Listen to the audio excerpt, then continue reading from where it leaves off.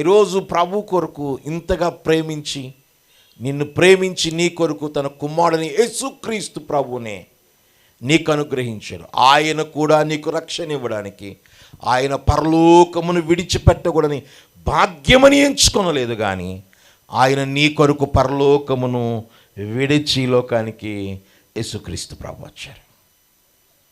ఆయన రాబట్టే నీకు రక్షణ వచ్చింది. ఇంతగా నిన్ను ప్రేమించి నీకు రక్షణ అనుగ్రహించడానికి ఆయన పరలోకమును విడిచి లోకానికి వస్తే, నువ్వు పరలోకం చేరడానికి భూమి మీద ఏం విడిచిపెట్టగలుగుతున్నావు? ఇంకా మానని పాపం, నీ అలవాటు, నీ పద్ధతులు,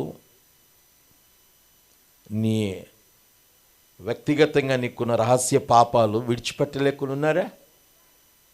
ఈ రాత్రి ప్రభువుని అడుగు. నువ్వు విడిచిపెట్టలేవు అన్న సంగతి నీకు తెలుసు, కానీ పరిశుద్ధాత్మ దేవుడు నీలోనికి వచ్చినప్పుడు నిన్ను పాపమును గూర్చియు తీర్పును గూర్చియు నిన్నేం చేస్తాడండి?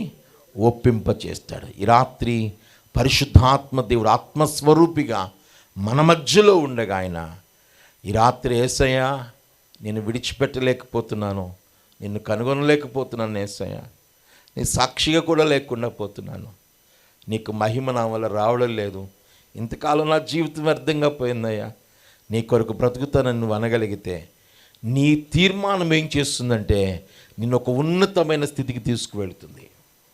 వారు ఆ విడిచి రావడం వల్ల ఎలాంటి ఆశీర్వాదాలు, అబ్రహాము విడిచి రావడం వల్ల ఎంతగా దీవించబడ్డానో, రూతు మోయాబుని విడిచి రావడం వల్ల ఎంతగా దీవించబడిందో, గొర్రెల కాపరులు వారు తమ మందను విడిచి యేసు ప్రభు యుద్ధకు రావడం వల్ల వారు దేవుని నామాన్ని ఎంతగా మహింపరచగలిగారో, చూడగలిగారో.